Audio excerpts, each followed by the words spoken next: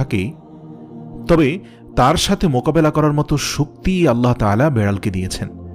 বেড়ালটি জিনের সাথে থাকা নেগেটিভ এনার্জিগুলোকেও শোষণ করে ফেলতে পারে।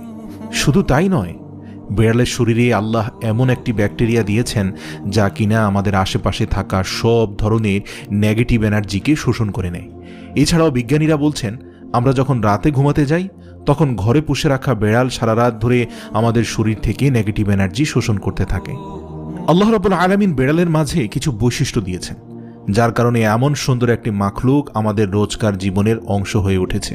রাসূল সাল্লাল্লাহু আলাইহি সাল্লাম বেড়াল পছন্দ করতেন এবং বেড়াল পালন করার কারণে তিনি তার এক প্রিয় সাহাবীর ছদ্মনাম দিয়েছেন আবু হুরায়রা, যার শাব্দিক অর্থ দাঁড়ায় বেড়ালের পিতা। কেন একজন মুসলিমের বেড়াল পালন করা উচিত?